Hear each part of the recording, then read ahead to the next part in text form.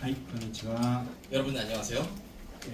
今日のですね、メッセージの本文はマルコの福音書14章の22節から26節になります。 오늘 하나님께서 우리에게 주신 말씀은 마가복음서 14장 22절에서 26절 말씀입니다. マルコの福音書14章22節から26節です。 마가복음서 14장 22절에서 26절 말씀입니다. 短いのでですね、一緒に、一節ずつ読んでいきましょうか。 짧기 때문에 함께 봉독하겠습니다. はい。さて、一同が食事をしているとき、イエスはパンを取り、神を褒めたたえてこれを裂き、弟子たちに与えて言われた。取りなさい、これは私の体です。また杯を取り、感謝の祈りを捧げた後、彼らにお与えになった。彼らは皆その杯から飲んだ。イエスは彼らに言われた。これは多くの人のために流される私の契約の血です。誠にあなた方に言います。神の国で新しく飲むその日まで、私がブドウの実からできたものを飲むことはもはや決してありません。そして賛美の歌を歌ってから皆でオリーブ山で出かけた。 한국어도 함께 봉독하겠습니다. 하나, 둘. 그들이 먹을 때 예수께서 떡을 가지사 축복하시고 떼어 제자들에게 주시며 이르시되 받으라, 이것은 내 몸이니라 하시고 또 잔을 가지사 감사기도 하시고 그들에게 주시니 다 이를 마시게 이르시되 이것은 많은 사람을 위하여 흘리는 나의 피 곧 언약의 피니라. 진실로 너희에게 이르노니 내가 포도나무에서 난 것을 하나님 나라에서 새 것으로 마시는 날까지 다시 마시지 아니하리라 하시니라. 이에 그들이 찬미하고 감난산으로 가니라. 아멘. 一言お祈りいたします。 기도하겠습니다. ハレルヤ天の父なる神様、感謝いたします。今日も主が私たちを招いてくださり、あなたの前で礼拝を捧げることができるその恵みを感謝いたします。主よ、今私たちは受難節の中にいますけれども、どうかイエス様が登られたあのカルバリーの丘を覚えながら、十字架を覚えながら歩む一日一日となりますように助けていてください。そして今日のメッセージを通してもあなたが語っていてください。一人一人の心を開き、耳を開いていてください。語る私と通訳の相馬さんにも力を注いでいてください。感謝し愛する主イエス様の名前でお祈りいたします。皆さん、レオナルド・ダ・ヴィンチの最後の晩餐を知っているでしょうか。 여러분들은 레오나르도 다빈치의 최후의 만찬이라는 그림을 알고 계십니까? とても有名な絵画ですけども、 굉장히 유명한 그림이죠. そこにはいろんな謎が描かれていますけど、 여기에는 그 여러 가지 수수께끼들이 이렇게 그려져 있는데요. 一時期この最後の晩餐をテーマにですね、ダ・ヴィンチコードというですね、映画が流行ったんですね。 한때요, 이 최후의 만찬을 주제로 한 다빈치 코드라는 영화가 유행하기도 했습니다. 決して聖書的であるとは言えない映画なんですけども、 이 영화가 결코 성경적인 그런 영화라고 할 수는 없지만요. そこに出てくるあらゆる推理だったり謎はとても面白かったものがあります。 거기에 나오는 여러 가지 추리 장면들은 우리를 정말 재밌게 했습니다. さて、この最後の晩餐、 최후의 만찬이죠.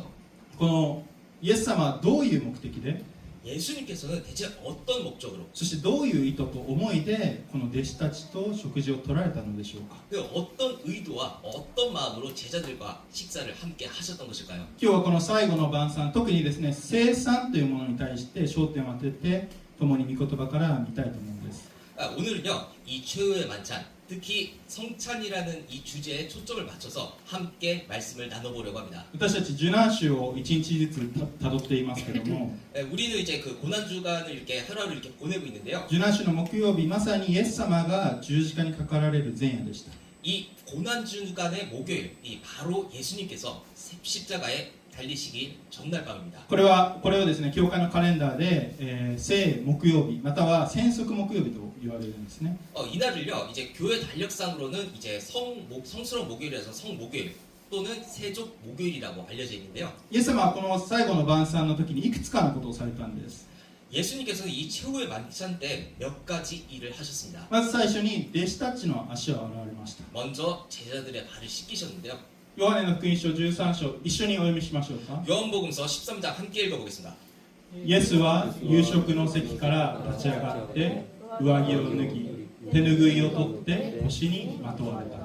それからたらいに水を入れて弟子たちの足を洗い腰にまとっていた手ぬぐいで拭き始められた。 저녁에 잡수시던 자리에서 일어나 겉옷을 벗고 수건을 가져다가 허리에 두르시고 이에 대야에 물을 떠서 제자들의 발을 씻기시고 그 두르신 수건으로 닦기를 시작하여 当時奴隷が行っていたことをイエス様自らこの弟子たちのためになさったんです。 당시에는 이제 노예들이 했던 일을 예수님께서 그 몸소 이렇게 제자들을 위해서 하셨습니다. それはイエス様の深い深い愛とまた謙遜さのゆえでした。 그건요 예수님의 그 깊은 사랑과 겸손한 때문이었습니다. しかも弟子たちのために足を洗う時 게다가요 이제 제자들의 발을 씻길 때요 そこには後にイエス様を銀貨30枚で裏切るこのユダも含まれていたわけです。 거기에는 나중에 이제 예수님을 은화 30냥에 이렇게 배반한 유다도 포함이 되어 있었다는 것이죠. ユダがこれから裏切ることを知っていながらそれでもその深い愛で愛されたわけです。 유다가 앞으로 배반할 것을 알고 계셨음에도 그럼에도 그 깊은 사랑으로 사랑을 하셨다는 것입니다. そして自分が足を洗ったように 그리고 자신의 발을 씻기신 것처럼 これから弟子たちの間でも同じように愛し合いなさいと言われました。 앞으로 人たちです。 그럼에도 항상 누가 위대한가 누가 위에 있는가를 항상 다투었습니다. また考えの違いや 또한 생각의 차이라든가 性格の違いや 성격의 차이라든가 いろんな違いで喧嘩も多かったと思います。 뭐 여러 가지 차이로 인해서 싸움이 일어났을 것입니다. しかしそんな彼らに 그런데 그런 그들에게요 イエス様ご自身が見本となられ 예수님 자신께서 본이 되셔서 同じようにしなさい 똑같이 하라고 互いに愛し合いなさいと言われたわけです。 서로 사랑하라고 말씀하셨다는 것입니다. これは今の私たちにとっても同様です。 이건 우리들에게도 마찬가지입니다. 教会という共同体の中において 교회라는 공동체 안에서요 同じように互いに愛し合いなさいということが語られています。 마찬가지로 서로 사랑하라는 말씀이 있습니다.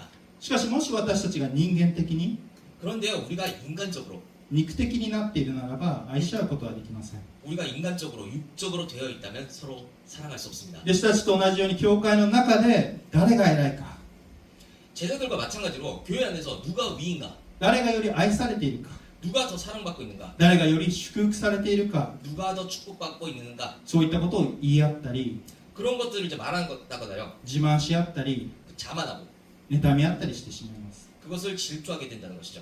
しかしイエス様の最後の姿を見るとき 그런데 예수님의 마지막 모습을 볼 때 死ぬ直前まで弟子たちをとことん愛され 죽기 전까지 제자들을 끝까지 사랑하시고 また仕えられた姿を見るとき 또 섬기는 그 모습을 볼 때 私たちはそこから学ぶことができます。 우리는 거기서 배울 수 있다는 것입니다. 私たちがイエス様を見るときに心を低くし 우리가 예수님을 볼 때 마음을 낮추고요. 共同体に 공동체 そして互いに仕えることができるわけです。 그리고 서로 섬길 수 있게 된다는 것입니다.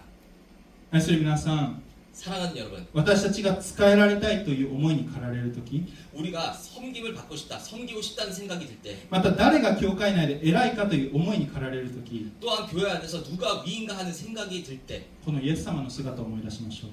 예수님의 모습을 기억하길 원합니다. そして弟子たちに仕え 그리고 교회 제자들을 섬기고 足を洗い 발을 씻기시고 同じように互いにしなさい 똑같이 서로 하라고 そのように言われたこの言葉を思い出しながら 그렇게 말씀하신 그 말씀을 기억하며 私たちも互いに仕え 우리도 서로 섬기고 そして愛し合う共同体となりますように 그리고 서로 사랑하는 공동체가 되기를 소망합니다. 今日は特に聖餐に焦点を当てたいと言いました。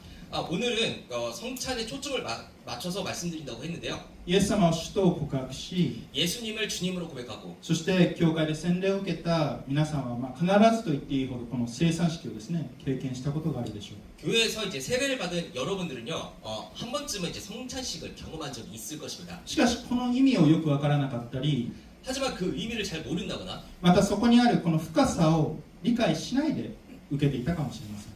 아니면 그 깊이를 이해하지 못하고 그렇게 성찬식을 행했을 수도 있겠습니다. またある一種のこの習慣のように聖餐式を扱っていたかもしれません。 이게 뭐 일종의 습관처럼 이런 성찬식을 이렇게 바라봤을지도 모르는 거고요. 今日その思いが少しでも変わればと思います。ます。 오늘 그 생각이 조금이라도 바뀌길 원하는데요. 教会にはですね、聖霊典というのがあります。 교회는요, 이제 성례전이라는 게 있습니다. これはイエス様が守り続けなさいと 이것은 이제 예수님께서 지키고 행하라고 명하신 教会に命じられた儀式であって、 이건 교회에 그렇게 명령하신 예식인데요.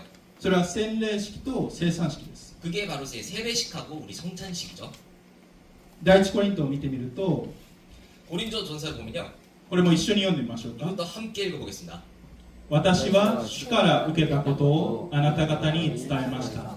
すなわち主イエスは渡される夜パンを取り感謝の祈りを捧げた後それを裂きこう言われました。これはあなた方のための私の体です。私を覚えてこれを行いなさい。 내가 너희에게 전한 것은 주께 받은 것이니 곧 주 예수께서 잡히시던 밤에 떡을 가지사 축사하시고 떼어 이르시되 이것은 너희를 위하는 내 몸이니 이것을 행하여 나를 기념하라 하시고. 聖餐式というのはイエス様が直接これを続けなさいと言われた儀式です。 성찬식은요, 예수님께서 직접적으로 이거를 계속 하라고 말씀하신 그 예식입니다. ではこのそもそも聖餐式とは何なのか。 그렇다면 애초에 그 성찬식이란 무엇을 뜻하는 것일까요? まず一つ見たいのはこの聖餐式が行われた時期です。 먼저 우리가 살펴보길 원하는 건요, 성찬식이 행해진 시기입니다. これは人々が杉越祭のためエルサレムに集まっている時でした。 이건요, 이제 사람들이 이제 유월절을 위해서 예루살렘에 모여 있을 때였습니다. このイエス様のこの最後の食事、最後の晩餐もこの杉越の食事だったわけです。 그리고 이 예수님의 그 최후의 만찬 마지막 식사도요, 유월절 식사 때였습니다. 先週説明したように 지난주에도 이제 말씀드렸던 こ 것처럼 の杉越祭というのは 이 유월절이라고 하는 것은 イスラエルの民がエジプトによるこう長い奴隷期間からの脱出 이스라엘 백성들이 이제 이집트의 오랜 노예 생활에서 탈출한 것과 そしてその際にエジプトのウイゴが死んだことに対して 그리고 그때 이집트의 그 장자들이 다 죽었죠. 家の門に子羊の血を塗っていたこのイスラエルの家の子供たちは死ななかったということを祝う祭りですけども 그때 이제 집 문에 이제 어린 양의 피를 발랐던 이스라엘의 백성들의 아이들이 죽지 않았다는 것을 기념하는 그런 절기라는 것입니다. そしてそれを記念に毎年この杉越の祭りと杉越の食事が行われますけども 그렇기 때문에 이제 그곳에서는요, 특별히 이렇게 유월절을 이제 기념하면서 그 유월절 식사 행사를 진행을 하는데요. この杉越の食事がイエス様の最後の晩餐だったわけです。 이 유월절의 식사가 예수님의 그 최후의 만찬 시절이었던 것이죠. これは何を意味するのでしょうか。 이게 무엇을 의미할까요? ユダヤ人たちは杉越の祭りを通して 유대인들은요, 유월절을 통해서 神が彼らをエジプトから救い出してくださったことを覚えます。 하나님께서 이스라엘 백성들을 그들을 이집트에서 구원해 주신 것을 기억합니다. しかしイエス様の最後の晩餐が 그런데요, 예수님의 그 최후의 만찬이 この杉越の食事であったということは 유월절 식사였다라고 하는 것은 イエス様がこの杉越の食事を成就された 예수님께서 이 유월절 식사를 거룩하게 취하셨다. 究極的な意味で最後の杉越の食事になったとも言えます。 이 궁극적인 의미로서는 최후의 유월절 식사가 되었다고 할 수 있다는 것이죠. 言い換えるならば 다시 말해서 イエス様を信じる者は 예수님을 믿는 자들은요, 神の裁き 하나님의 심판 そして罪の裁きから救われるということなんです。 그리고 죄의 심판에서 구원을 받았다는 것입니다. それを杉越の食事を通してイエス様は表された。 그것을 유월절 식사를 통해서 나타내셨습니다. ちなみにこの杉越の食事の中に 참고로 이제 유월절 식사 가운데서요, クラッカーのようなですね 이제 크래커 같은 薄い生地のマッツァという種なしパンがあるそうです。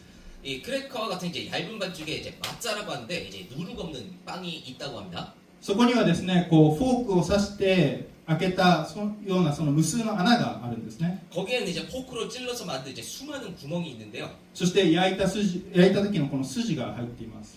그때 이제 구웠을 때 생긴 자국들이 나타납니다.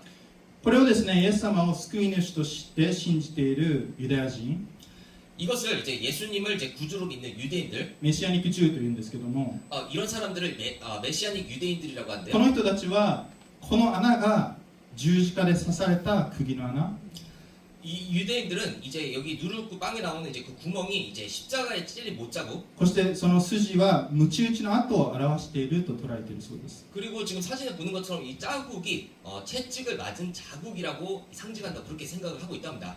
そして次に見たいのはその方法でした。 그리고 다음으로 보기를 원하는 건 이제 방법인데요. 生産式はイエス様が行われた時から 성찬식은요 예수님이 행하신 때부터 続けられていて、 계속 이렇게 이어져 오는데 そして初代教会はですね、この生産式を食事とともにとっていたんです。 그때 이제 초대교회는요 성찬식과 함께 이렇게 식사를 동행했다는 것입니다. これを愛餐というんです。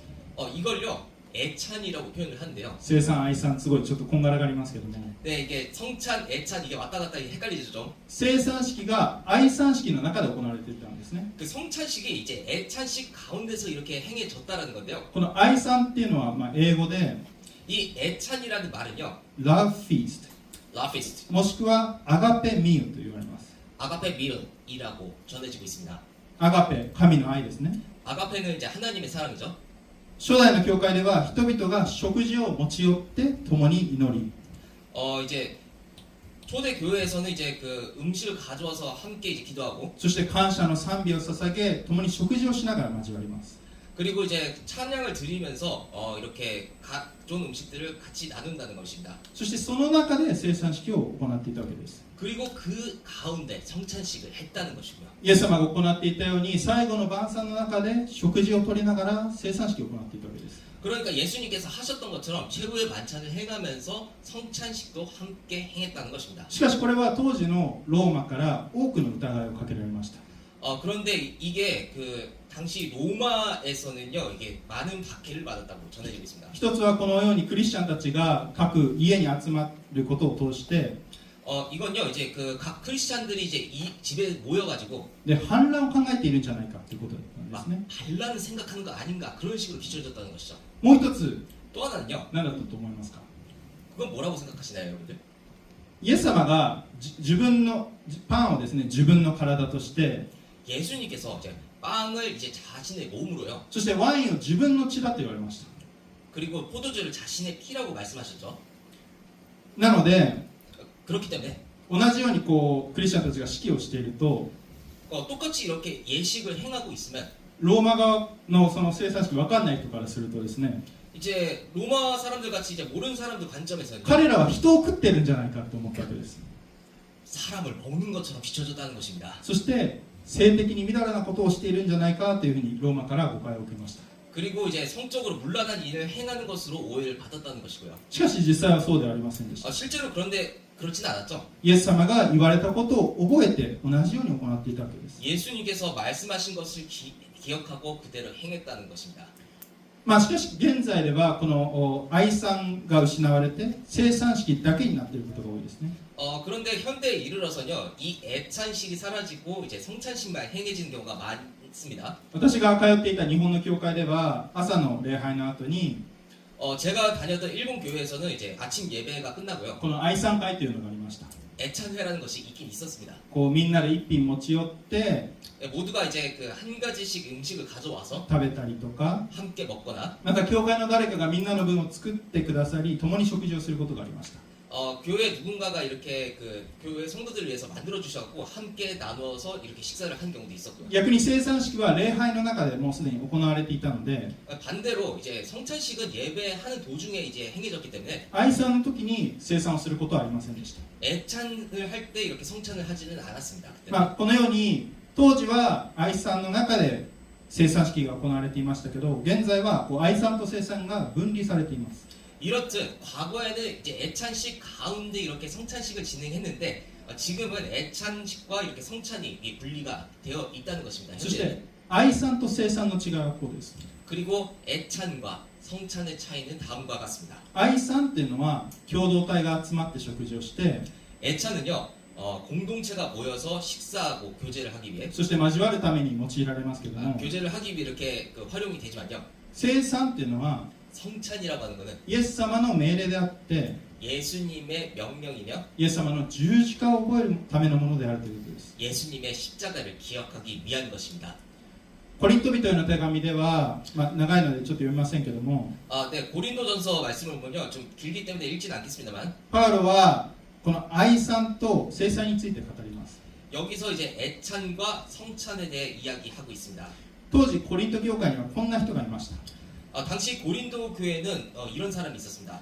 お金持ちが自分で食事を持ち寄って集まっては、 부자가 이제 자신의 음식을 가져와서 모여가지고는 他の人が来る前に自分の食事をして、 다른 사람들이 오기 전에 자기 분을 먼저 먹어버리고 この貧乏な人たちに分け与えたり食事を待つことをしなかったんですね。 가난한 사람들에게 나눠주거나 이제 그렇게 뭐 음식을 기다리거나 하지 않았다는 것이죠. それに加えて先に食べてはお酒に酔っていたわけです。 그리고 이제 먼저 먹었기 때문에 항상 술에 취해 있었습니다. 貧しい人たちは食事がなく、 가난한 사람들은 음식이 없어서 愛賛に参加できず、 애찬식에 참여할 수 없었고요. またお腹を空かせたままでした。 그래서 배가 고픈 상태였습니다. ちょっとこれはですね、少し長いですけども一緒にお読みしましょうか。 이거는 좀 길긴 한데 한번 읽어보겠습니다. 一節ずつお読みしましょうか。 한 절 한 절씩 공독해 볼 텐데요. 私から読みますね。私は主から受けたことをあなた方に伝えました。すなわち主イエスは渡される夜パンを取り、それを裂きこれはあなた方のための私の体です。私はこれをこれます。食事の後同じように杯を取って言われました。この杯は私の血による新しい契約です。飲むたびに私を覚えてこれを行いなさい。ですからあなた方はこのパンを食べ、杯を飲むたびに主が来られるまで主の死を告げ知らせることです。したがってもしふさわしくない仕方でパンを食べ、主の杯を飲むものがあれば、主の体と血に対して罪を犯すことになります。その上で身体をわきまえないで食べ、また飲むものは自分自身に対する裁きを食べ、また飲むことになるのです。あなた方の中に弱い者や病人が多く、死んだ者たちもかなりいるのはそのためです。しかしもし私たちが自分をわきまえるなら裁かれることはありません。私たちが裁かれるとすれば、これは本と共に裁きを下されることがないように主によって懲らしめられるということです。ですから兄弟たち、食事に集まるときは互いに待ち合わせなさい。最後一緒に、空腹な人は家で食べなさい。あなた方が集まることによって裁きを受けないようにするためです。この他のことについては私が行ったときに決めることにします。ちょっと長いですけど、韓国語でも。한국어도 한 절씩 읽어보도록 하겠습니다. 내가 너희에게 전한 것은 주께 받은 것이니 곧 주 예수께서 잡히시던 밤에 떡을 가지사 축사하시고 떼어 이르시되 이것은 너희를 위하여 이는 내 몸이니 이것을 위하여 나를 기념하라. 식후에 또한 그와 같이 잔을 가지시고 이르시되 이 잔은 내 피로 세운 새 언약이니 이것을 행하여 마실 때마다 나를 기념하라 하셨으니 너희가 이 떡을 먹으며 이 잔을 마실 때마다 주의 죽으심을 그가 오실 때까지 전하는 것이니라. 그러므로 누구든지 주의 떡이나 잔을 합당하지 않게 먹고 마시는 자는 주의 몸과 피에 대하여 죄를 짓는 것이니라. 사람이 자기를 살피고 그 후에 떡을 먹고 이 잔을 마실 것인지니 주의 몸을 분별하지 못하고 먹고 마시는 자는 자기의 죄를 먹고 마시는 것이니라. 그러므로 너희 중에 약한 자와 병든 자가 많고 잠자는 자도 적지 아니하니 우리가 우리를 살폈으면 판단을 받지 아니하려니와 우리가 판단을 받는 것은 주께 징계를 받는 것이니 이는 우리로 세상과 함께 정죄함을 받지 않게 하려 하시니라. 그런즉 내 형제들아 먹으러 모일 때 서로 기다리라. 같이요. 만일 누구든지 시장하거든 집에서 먹을지니 이는 너희의 모임이 판단받는 모임이 되지 않게 하려 함이라. 그 밖의 일들은 내가 언제든지 갈 때에 바로 잡으리라. このようなひどい状態ならば愛さんに関してはやらない方がいい、マシだとパウロは言います。 이렇게 가난 사람들은 이제 죄송합니다. 그러니까 이게 이렇게 예찬식이 이런 형태이다 보니까 이렇게 안 하는 것보다 못하다 라는 이제 말을 하게 됩니다. そしてその中で生産に対してのガイドライン説明をするわけです。 그리고 이제 성찬에 대한 이제 가이드라인 다시 말해서 이제 설명을 하게 되는데요. もしふさわしくない状態でこの生産に臨んだら 만약에 이제 합당하지 않은 상태로 이게 성찬에 임한다면 あなたは罪を犯すことになる。 너는 죄를 짓는 것이다. そしてその裁きは30節にあるように 그리고 이제 그 심판이 이제 30절 말씀에 있는 것처럼 弱い者、 약한 자, 病、 병든 자, そして最悪死であると言います。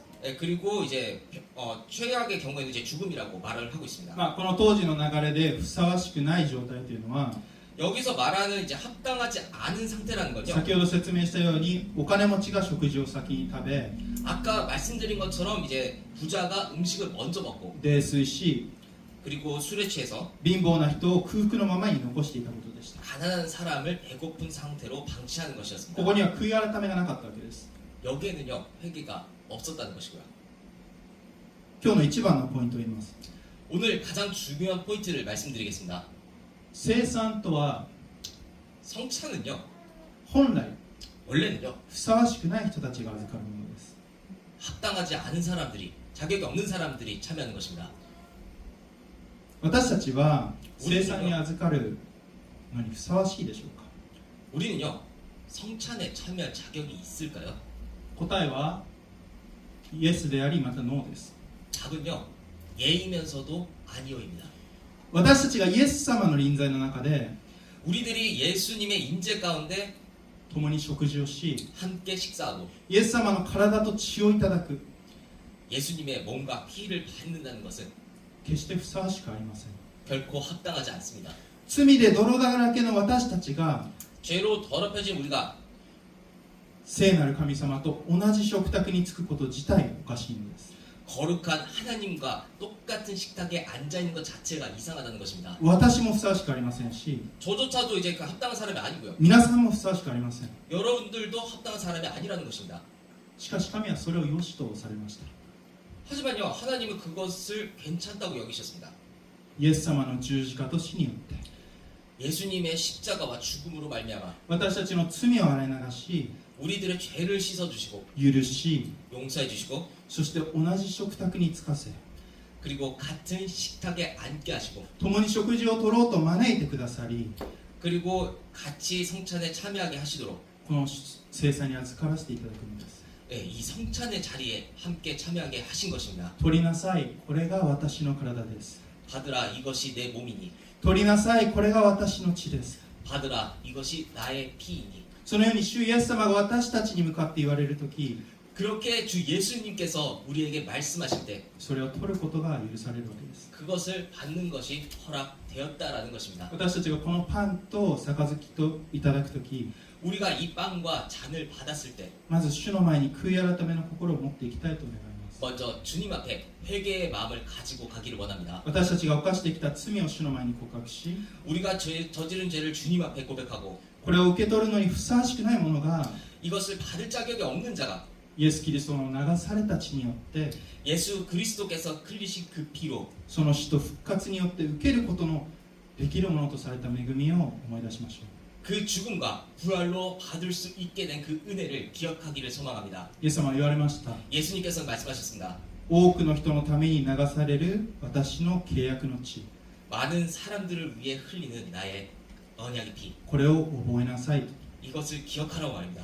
私たちは聖餐をするたびただいつもの儀式のようにするのではありません。 우리는요 성찬을 할 때마다 단시 이렇게 평소에 하고 한 의식처럼 하는 것이 아닙니다. 教会の伝統行事のように行うのではありません。 교회의 전통 행사를 행하는 것이 아닙니다. イエス様のその深い愛と恵みを思い出しながら 예수님의 그 깊은 사랑과 은혜를 기억하며 その打たれた傷と流された血を覚えながら聖餐に預かるのです。 그 채찍에 맞으신 상처와 흘리신 피를 기억하면서 성찬에 참여하는 것입니다. そして今も主は生きておられ 지금도 주님께서는 살아계시고 働いておられること、 일하고 계시며 私たちと共にいてくださることを信仰を持って信じ受け取っていくんです。 우리와 함께 계신다라는 것을 믿음으로 받아들여야 하는 것입니다. これは過去やまた現在だけの話ではありません。 이거는 과거와 현재만의 이야기가 아닙니다. 聖餐は同時に未来を思い起こさせてくださるんです。 성찬은요 동시에도 미래를 떠올리게 한다는 것입니다. どういうことかというと、 이게 무슨 말이냐면요.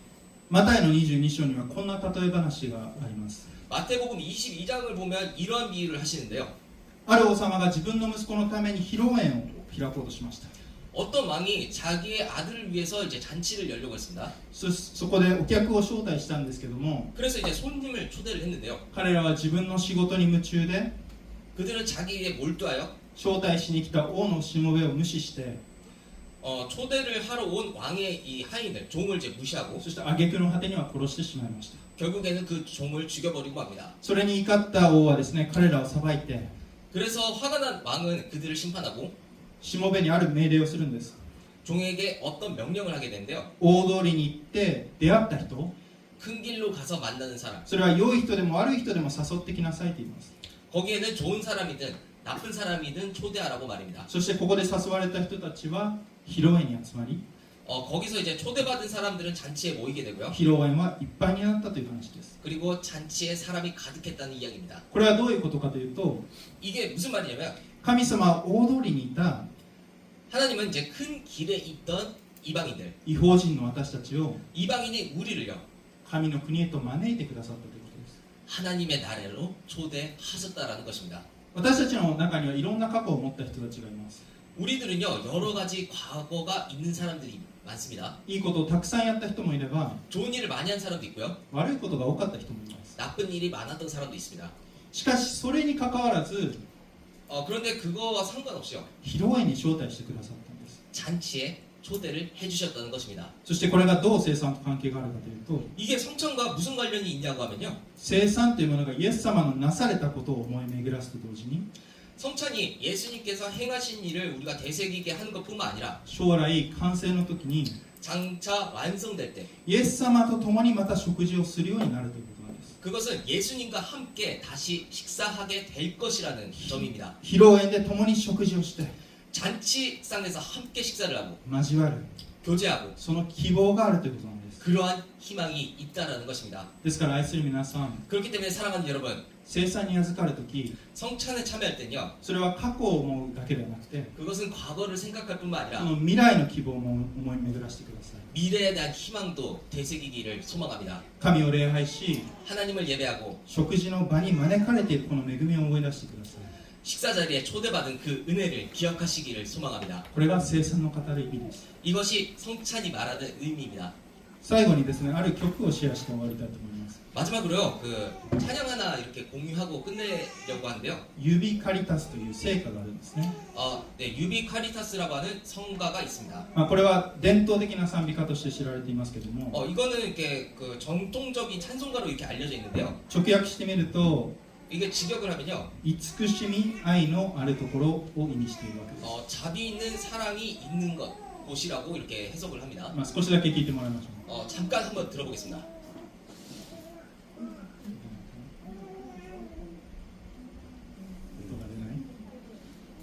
소리가 안 나. PC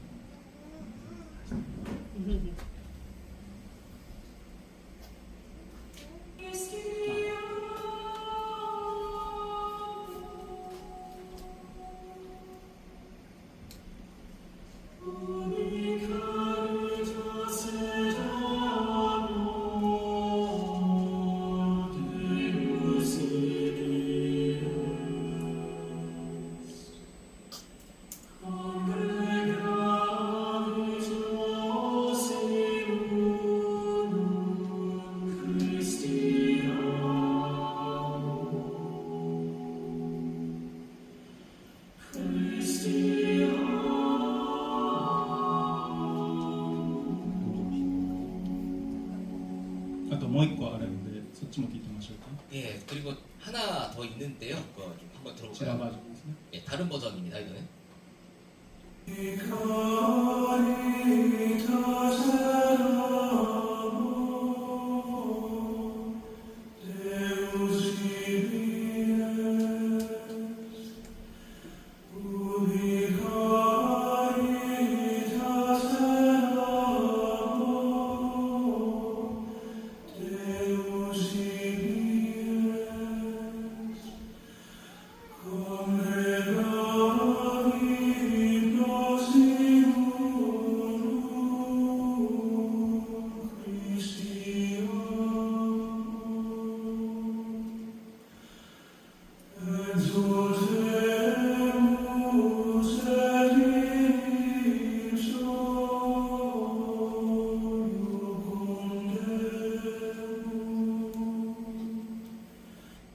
の歌詞はですね、日本語に訳すとこうなるんです。 이 성가의 이제 가사를 일본어로 직역하면 한국어로 직역하면 이렇게 되는데요. 慈しみと愛のあるところ、 자비와 사랑이 있는 곳에 神はおられる。 하나님이 계시나니 私たちはキリストの愛のもとを集められる。 우리는 그리스도의 사랑 아래 모여 喜び踊れ。 기뻐 춤추며 この喜びによって恐れつつ愛せよ。 그 기쁨을 경외하며 살아가라. 生きておられる神を、 살아계신 하나님을 そして私たちも心から清く愛し合おう。 그리고 우리도 마음을 깨끗이 하여 서로 사랑하자. 慈しみと愛のあるところ、 자비와 사랑이 있는 곳에 神はいる。 하나님께서 계시나니 私たちは一つに集まろう。 우리는 하나로 모이세 互いの心が分かれることがないように。